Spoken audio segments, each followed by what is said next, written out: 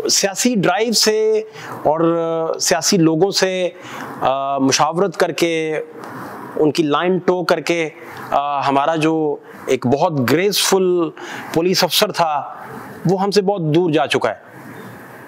Doctor Usman Anwar के बहुत करीबी साथी यारे गार ये बातें बताते हुए मुझे कदरे उदास थे। उनका, आपको पता है इनका करियर कितना ब्राइट है, कितना दिलेर अफसर था ये। मैं उनकी तरफ देख रहा था लेकिन उनके चेहरे पे उदासी के आसार नुमायां थे और वो कह रहे थे कि डॉन लीक्स याद है तुम्हें? डॉन लीक्स में एक सीनियर अफसर एमआई का राइट पे बैठा हुआ है डॉक्टर उस्मान अनवर साहब के, और आईएसआई का एक सीनियर अफसर जो है वो लेफ्ट पे बैठे हैं, और राव सरदार बैठे हुए हैं साथ, आईबी के डायरेक्टर जो सामने बैठे हैं। और उसमें डॉक्टर उस्मान जो हैं वो कह रहे हैं, अपनी राय थोप रहे हैं, एंडोर्स कर रहे हैं, कहते हैं कि प्राइम मिनिस्टर जो हैं उनकी बेटी को भी आकर डॉन लीक्स में अपना बयान रिकॉर्ड करवाना चाहिए ताकि पता चले और फाइंडिंग्स हम कर सकें। डॉन लीक्स के कमीशन का हिस्सा थे डॉक्टर उस्मान अनवर। तो उस कमीशन में आपको पता तारिक फातमी साहब ने अपना बयान रिकॉर्ड करवाया, परवेज रशीद साहब ने, जफर अब्बास साहब डॉन के जो एडिटर उन्होंने, सिरल लाल मेडा ने, फिर आसिफ अली भट्टी साहब ने, और फिर सेक्रेटरी खारजा ने। तो सारे लोग, बड़े बड़े लोग उधर उस वक्त अपना बयान रिकॉर्ड करवा रहे थे। राउंड वार भी उनमें शामिल थे। तो बात यहां रुकी नहीं, इससे बात फिर आगे चली गई। अब इनके दोस्त करीबी, इनके मोहसिन मुझे बताते बताते मुझे कह रहे हैं कि गवर्नर थे एक, और वो गवर्नर जो थे वो बहुत तगड़े गवर्नर थे, चूंकि वो राइट हैंड थे नवाज शरीफ का और अपनी पावर में थे, और उस वक्त सिटिंग गवर्नर थे। तो उनका बेटा कैजुअल ड्रेस में, शर्ट में आ गया, अपना एक्सरसाइज वगैरह करते हुए डॉक्टर उस्मान अनवर के ऑफिस में आ गए, और आके उन्होंने गिले करने शुरू कर दिए कि आप डॉक्टर साहब ये नहीं कर रहे, वो नहीं कर रहे। कोई केस उनका चल रहा था तो उसको देखने वो आए थे, उनके बेटे जो हैं, जो उनके साहबजादे हैं, एक बड़ी शख्सियत के। तो डॉक्टर उस्मान साहब ने उनको शटअप कॉल दी। उन्होंने कहा यार तुम किस तरह बैठे हो और तुम्हें बात करने का पता नहीं किस तरह बात करते हैं। इस लहजे में डॉक्टर साहब ने उनपे, अब ये डॉक्टर साहब की दिलेरी की वो किस्से सुना रहे हैं, जो इनके अजीज हैं, जो करीबी हैं, दोस्त हैं, भाई हैं, इनकी दिलेरी के, इनकी अपराइट होने के वो किस्से सुना रहे हैं, और साथ साथ गिला कर रहे हैं कि सियासत ने हमसे इतना ट्रू सोल्जर छीन लिया। कहते हैं तुम्हें पता है जनरल बाजवा की तकरीर से 2 महीने पहले डॉक्टर उस्मान अनवर साहब को पता था जनरल बाजवा आ रहे हैं। मैंने कहा इसका क्या मतलब हुआ? उन्होंने कहा इस कदर पेनिट्रेशन है सिस्टम के अंदर। आपके आईजी पंजाब जो है उनकी सिस्टम को इतना बेहतर वो रीड करते हैं, इतना बेहतर जानते हैं। उन्होंने कहा कि वो तुम्हें याद नहीं जो तैयारा अगवा हुआ था, ग्वादर से तैयारा अगवा हुआ है, हैदराबाद उतरा है, डॉक्टर उस्मान साहब की पहली पोस्टिंग है, और इन्होंने जाके उस ऑपरेशन को किस तरीके से क्लीन अप किया। लियाकत जतोई उस वक्त सिंध के वज़ीर आला थे, और कोर कमांडर जो सिंध थे उन्होंने सल्यूट पेश किया डॉक्टर उस्मान साहब को, और मेजर आमिर जो थे इनकी दिलेरी से इतने मुतासर हुए कि अपने बेटे का नाम उस्मान रखा, और उन्होंने कहा कि मेरे बेटा पैदा होने वाला है। इसी ऑपरेशन के दौरान, जहाज में ही उन्होंने ये गुफ्तगू की और कहा कि मेरे बेटा पैदा होने वाला है, क्योंकि इन्होंने जब दहशतगर्दों को एंगेज किया, उन लोगों को जो एंटी स्टेट थे उनको जब एंगेज किया, तैयारा हैदराबाद उतारा, उनको कहा जी हम भारत की एक रियासत में भोज या शायद गालबन कुछ ऐसी जगह पे हम हैं, और भोज एयरपोर्ट पे हैं, और गुजरात शायद रियासत है। तो वहां से कहानी शुरू हुई। डॉक्टर साहब अंदर चले गए, और अंदर जाकर इन्होंने दहशतगर्दों को एंगेज किया, और ये वो पहले बंदे थे अंदर जाकर, जहाज के अंदर जाकर, जिन्होंने आइडेंटिफाई किया कि इनके पास कोई बम नहीं है, क्योंकि बताया गया था कि दहशतगर्दों के पास बम भी हैं और असलहा भी है, बम कोई नहीं है। क्योंकि वो टैंकी पूछ रहे थे, जहाज की टैंकी किधर है, तो डॉक्टर साहब को नहीं पता था जहाज की टैंकी किधर है, तो इन्होंने पीछे की तरफ इशारा कर दिया, उसकी टेल की तरफ, के वो पीछे की तरफ टैंकी है। तो उन्होंने कहा आप क्यों पूछ रहे हैं? दहशतगर्द से पूछा जिसने तैयारा अगवा किया था। उसने कहा कि हम इसलिए पूछ रहे हैं कि हमने तैयारे को उसकी टैंकी में फायर बुलेट मारनी है और इसको ये फट जाएगा। तो उन्होंने कहा वो जो आप बम लिए फिर रहे हैं और वो पाउडर जो है, उन्होंने कहा वो पाउडर ही है बस, बम कोई नहीं है। तो जब इन्होंने नारा तकबीर लगाकर दहशतगर्दों पर हमला किया और कल्हाड़े का वार इनको लगा, कल्हाड़ा लगने से इनका हाथ जो है वो जख्मी हो गया, और एक फायर भी इन पर हुआ, और लकीली ये बच गए। और वो जाकर दहशतगर्द के अपने साथी को लग गया।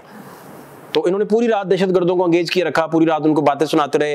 एक हिंदू बनकर, एक किरदार बनकर हिंदू का, एक इंडियन किरदार बनकर, और जी टीवी का वो चूंकि बार बार पूछ रहे थे, जो दहशतगर्द थे वो बार बार कह रहे थे कि वो जी टीवी वाले कहाँ हैं, वो क्यों नहीं आए।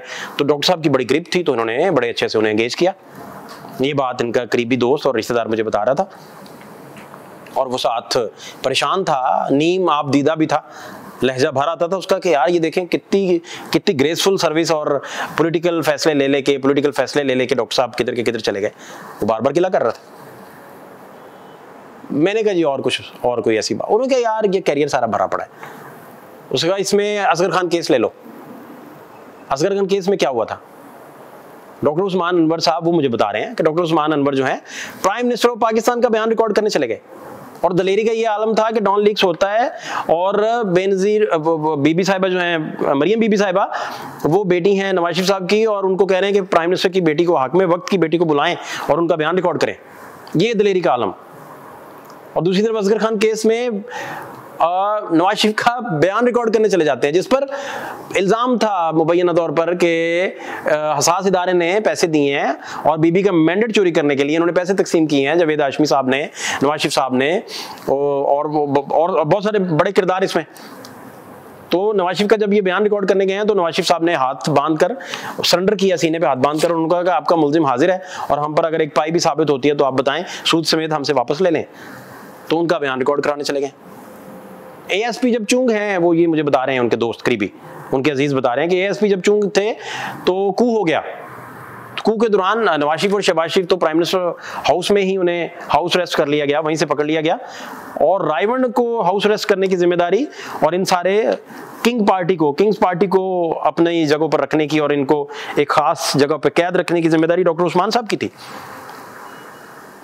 तो वो बता रहे थे कि देखें आप उनके करियर में प्राइम मिनिस्टर शौकत अजीज जो गुजरे, उनके ये सिक्योरिटी हेड रहे, एसपी सिक्योरिटी रहे। तो आरपीओ, डीपीओ, पाक पतनबी, सरगोदा भी, हर तरह का तजर्बा। फिर परवेज इलाही साहब के साथ काम करने का बड़ा जबरदस्त इनका तजर्बा था। अब ये आराम से जब बैठे हुए थे तो ये फिर 21वां ग्रेड जब इन्हें मिला, 21वें ग्रेड के बाद भी फिर बड़ी कहानी है। फिर पंजाब भी आए, फिर केपीके भी में रहे, एडिशनल आईजी ऑपरेशंस केपीके रहे। वहाँ से फिर हमजा शहबाज की जब गवर्नमेंट आती है तो ये पंजाब में वापस आ जाते हैं, और पंजाब में वापस आकर एडिशनल आईजी स्पेशल ब्रांच लगते हैं। ये वो पोस्ट है जो कि ऐसे समझ लीजिए कि कान और आंखें हैं वजीर आला की। इसने प्राइस कंट्रोल से लेकर, लोगों के सेंटीमेंट से लेकर, लोग हुकूमत के बारे में सोच क्या रहे हैं, तकरीरें क्या होनी चाहिए हमजा साहब की, हर चीज में ये डॉक्टर साहब गाइड करते रहे। इतने क्लोज थे ये हमजा शहबाज के। ये जो हमारे डॉक्टर साहब के अजीज और दोस्त ये बता रहे थे, तो साथ साथ परेशान भी थे, साथ उनके आंख भी भर आती थी, लहजा भी उनका सर्द हो जाता था, और उदासी उन पर छा जाती थी। फिर उन्होंने कहा कि डायरेक्टर एफआईए के तौर पर इनकी जितनी रिफॉर्म्स है मैं तुम्हें बता ही नहीं सकता। उनका डायरेक्टर एफआईए 4.5 साल का तजर्बा। फिर इन्होंने क्या किया कि डायरेक्टर एफआईए से पहले भी इनको गवर्नमेंट जो है वो नॉर्थ का सरबरा लगाना चाहती थी एफआईए का, और उन दिनों मनी लॉन्ड्रिंग के केसेस शहबाज शरीफ के आए हुए थे। फिर ये डीजी सरबरा एफआईए के पास गए चार्ज लेने के लिए, तो हुकूमत ने मना कर दिया और इनसे पूछा कहाँ जाना है। फिर केपी गए थे एडिशनल आईजी बनकर, और फिर वहां से हमजा की गवर्नमेंट आई तो वापस आए। तो उन्होंने कहा डायरेक्टर एफआईए के तौर पर इस कदर रिफॉर्म्स के मैं तुम्हें बता नहीं सकता। उनका स्टंट केस इन्होंने हल करके दिया, ड्रग्स को रेगुलेट इन्होंने करके दिया, और साथ साथ वो साथ गिला कर रहे थे कि वो सियासी लोगों से मशवरे ले लेके उन्होंने अपनी जो करियर थी, जो साख थी, उसको किस तरह मुतासिर किया है, और जो पॉलिटिकल ड्राइव चल रही थी मुल्क में, उस ड्राइव का हिस्सा बन के वो कहाँ के कहाँ पहुंच गए। ये सारे उनके जो अपने करीबी दोस्त हैं वो ये राय रखते हैं।